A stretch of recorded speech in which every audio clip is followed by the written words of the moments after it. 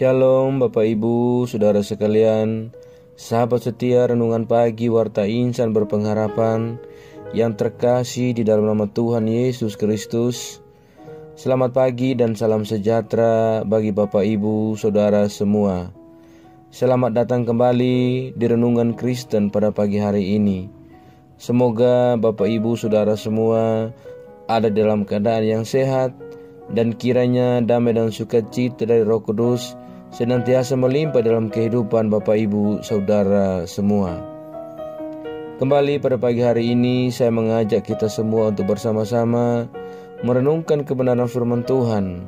Di hari yang baru ini, sebelum kita melangkah dalam seluruh tugas tanggung jawab pekerjaan dan panggilan pelayanan kita, mari kita dasari semuanya di dalam kebenaran firman Tuhan. Sebelum kita mendengarkan renungan firman Tuhan pada pagi hari ini, mari sama-sama kita berdoa. Bapa kami yang ada dalam kerajaan surga, Bapa yang kekal dan mulia, Bapa yang penuh kasih, Bapa yang kami muliakan di dalam nama Tuhan Yesus Kristus, kami mengucap syukur kepadamu ya Tuhan, atas perlindungan Tuhan di sepanjang tidur malam kami, hingga pada pagi hari ini, kami boleh kembali bangun dengan tubuh yang sehat, dengan tubuh yang kuat dan diberkati oleh Tuhan. Ya Bapa, sebelum kami memulai segala aktivitas kami di hari yang baru ini, kami mau mendengarkan firman-Mu. Berbicaralah ya Tuhan, jamahlah hati kami, berikanlah kami roh hikmat dan pengertian daripada-Mu, agar kami dapat memahami akan firman-Mu, dan tolonglah kami agar kami dapat melakukan kebenaran firman-Mu di sepanjang kehidupan kami. Kami sudah siap untuk mendengarkan firman-Mu ya Bapa. Ampuni kami dari segala dosa dan kesalahan kami ya Tuhan. Jangan biarkan dosa dan pelanggaran kami menghambat akan kebenaran firman-Mu. Tapi biarlah Tuhan berkenan atas kehidupan kami, dan firman-Mu dapat termateraikan dengan baik dalam kehidupan kami. Terima kasih ya Tuhan. Hanya di dalam nama Tuhan Yesus Kristus kami berdoa. Amin. Saudara kekasih Kristus, ayat renungan firman Tuhan bagi kita semua pada pagi hari ini terdapat di dalam Injil Matius pasalnya yang ke-27, ayatnya yang ke-62 hingga ayatnya yang ke-66.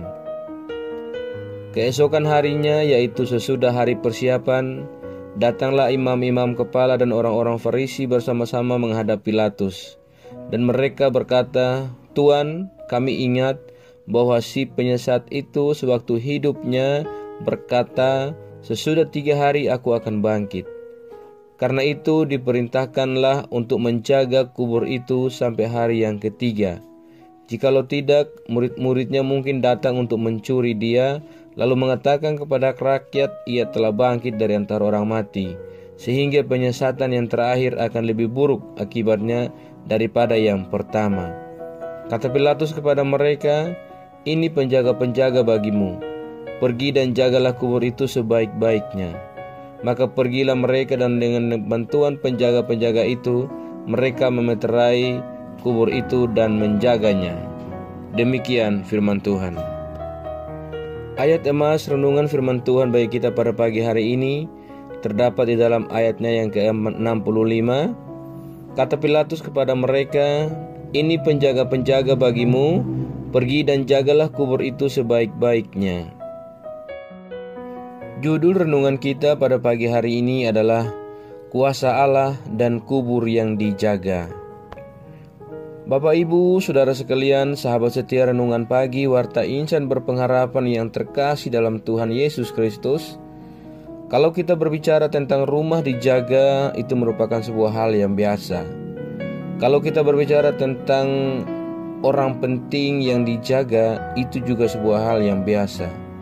Tetapi kalau kita berbicara bahwa ada kubur yang dijaga, itu adalah sesuatu yang kita terkadang tidak mengerti. Kenapa? Karena kubur adalah tempat orang mati, dan kalau orang sudah mati, apanya lagi yang perlu untuk dijaga? Kecuali orang yang mati itu membawa berlian atau matinya dengan kasus-kasus tertentu.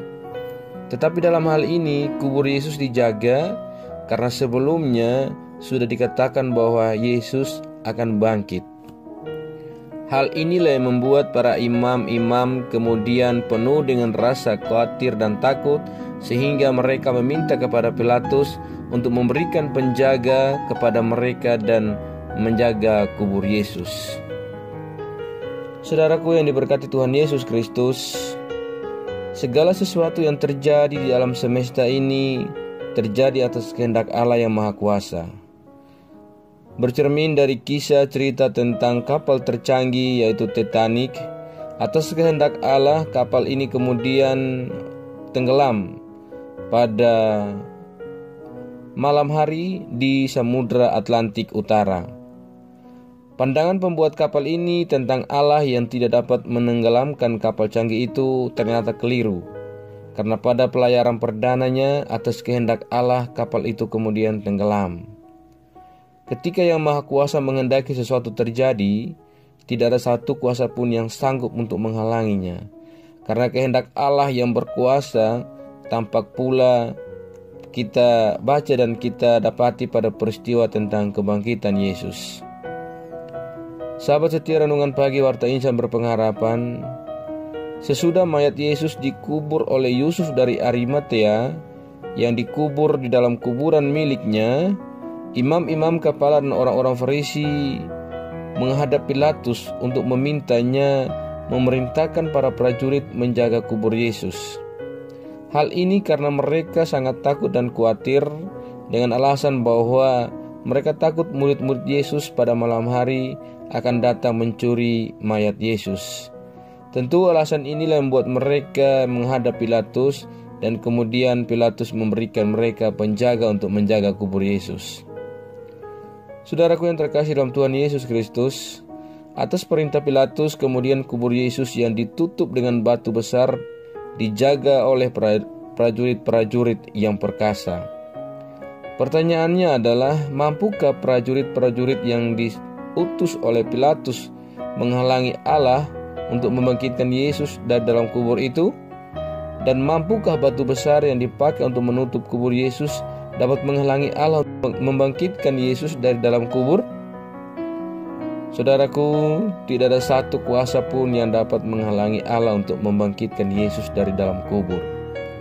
Bahkan maut sebagai kuasa yang paling dahsyat dan paling mengerikan pun tidak mampu untuk membelenggu Yesus di dalam kubur. Saudaraku yang diberkati oleh Tuhan Yesus Kristus, lewat kebenaran firman Tuhan yang kita pelajari pada pagi hari ini, kita mengerti dan kita tahu bahwa sesuai dengan kehendak Allah, Yesus bangkit dari dalam kubur, mengalahkan maut, supaya melalui kebangkitannya Allah memberikan jaminan kehidupan kekal kepada kita orang-orang yang percaya. Firman-Nya, mereka yang meninggal di dalam Yesus akan dibangkitkan dari kematian dan diberi kehidupan baru bersama dengan Yesus di surga. Kiranya kebenaran firman Tuhan di pagi hari ini dapat terus menolong kita, memampukan kita, agar kita tetap percaya bahwa jikalau Allah menghendaki, maka tidak ada satupun kuasa yang dapat menghalangi kehendak-Nya. Selamat berjuang menjadi pribadi-pribadi yang taat dan percaya kepada kehendak Allah, dan kiranya oleh kehendak Allah juga kehidupan kita senantiasa diberikan kebaikan dan ditolong oleh Allah untuk menjadi pribadi yang tetap setia dan melakukan kehendak-Nya. Kiranya Tuhan memberkati dan menolong kita semua. Amin. Saudara kekasih Kristus, demikian renungan firman Tuhan bagi kita semua pada pagi hari ini. Semoga menjadi berkat bagi kita semua. Mari kita berdoa. Bapa kami yang ada dalam kerajaan sorga, Bapa yang kami panggil di dalam nama Tuhan Yesus Kristus, Tuhan dan Juru Selamat kami, terima kasih ya Tuhan atas kebaikan Tuhan yang telah Tuhan tunjukkan kepada kami lewat kebenaran firman-Mu di pagi ini. Tolonglah kami ya Bapa untuk kami dapat mencurahkan kebaikan Tuhan dalam kehidupan kami, kemanapun kami pergi dan dimanapun kami berada.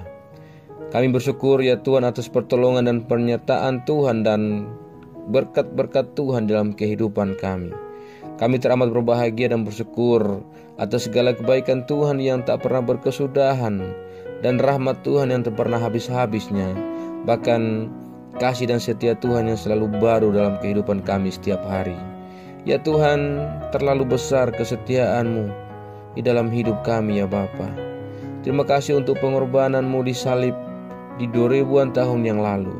Engkau rela mati untuk menebus kami umat-Mu ya Tuhan. Terima kasih buat kebenaran firman-Mu pada pagi hari ini. Tolonglah kami agar kami senantiasa mau belajar dan terus belajar tentang firman-Mu. Karena hanya firman-Mu yang dapat menguatkan dan meneguhkan iman kami. Hanya firman-Mu yang mampu untuk mengubahkan kehidupan kami ya Bapa. Tolonglah kami untuk kami selalu berjalan bersama-Mu di sepanjang kehidupan kami di hari ini, agar kami tidak tersesat di dalam jalan-jalan kami ya Tuhan.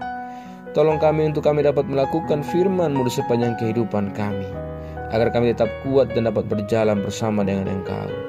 Terima kasih ya Tuhan untuk kesempatan hidup yang masih Tuhan anugerahkan. Kami mau memakainya untuk hormat dan kemuliaan nama Tuhan. Ya Bapa, segala pergumulan hidup kami serahkan ke dalam tangan kuasa-Mu. Kami percaya bahwa Tuhan yang akan menyelesaikan segala sesuatunya bagi kami. Ya Bapa, kepada-Mu kami berharap dan berlindung. Terima kasih ya Tuhan. Pada kesempatan pagi hari ini, hamba berdoa bagi semua kami anak-anak Tuhan yang setia mengikuti renungan di pagi ini. Tuhan menolong dan memberkati kami semua. Tuhan melihat setiap pergumulan hidup kami. Tuhan akan menjadi jawaban bagi setiap doa-doa kami, dan Tuhan juga akan menjadi jawaban bagi setiap pergumulan kami. Terima kasih ya Bapa, terima kasih Tuhan Yesus. Kami di pagi hari ini berdoa bagi bangsa dan negara kami. Tuhan tolong berkati pemerintahan kami dari pusat hingga daerah-daerah. Terima kasih ya Bapa.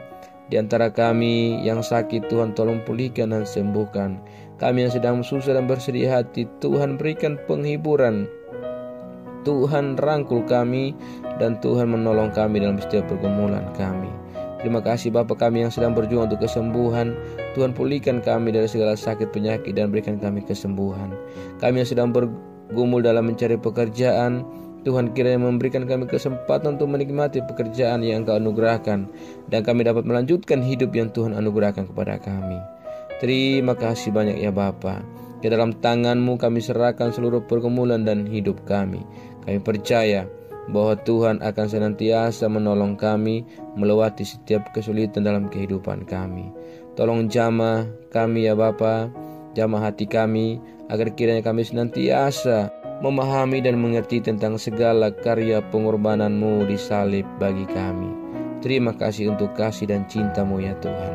Ajarlah kami untuk kami selalu berharap dan percaya sepenuhnya hanya kepada Engkau. Di dalam nama Tuhan Yesus Kristus kami berdoa, dan di dalam pengasihan-Mu ya Bapa, kami memohon, dengarkanlah doa kami. Peliharalah kami dalam kasih Tuhan kami Yesus Kristus, yang adalah Tuhan dan Juru Selamat kami, yang telah mengajarkan kami doa agung yang sempurna. Kami ucapkan secara bersama-sama. Bapa kami yang di surga, dikuduskanlah nama-Mu, datanglah kerajaan-Mu, jadilah kehendak-Mu di bumi seperti di surga. Berikanlah kami pada hari ini makanan kami yang secukupnya, dan ampunilah kami akan kesalahan kami, seperti kami juga mengampuni orang yang bersalah kepada kami. Dan janganlah membawa kami ke dalam pencobaan, tapi lepaskanlah kami daripada yang jahat. Karena Engkau yang punya kerajaan dan kuasa dan kemuliaan sampai selama-lamanya. Arahkanlah seluruh kehidupan kita kepada Tuhan dan terimalah berkat-Nya. Tuhan memberkati engkau dan melindungi engkau. Tuhan menyinari engkau dengan wajah-Nya yang kudus dan memberikan engkau kasih karunia. Tuhan menghadapkan wajah-Nya kepada engkau dan memberi engkau damai sejahtera. Berkat anugerah dari Bapa Surgawi, cinta kasih karunia dari Tuhan Yesus Kristus, di dalam persekutuan dan penghiburan Roh-Nya yang kudus, menyertai kita semua, dari sekarang ini dan terus kekal sampai selama-lamanya. Haleluya. Amin.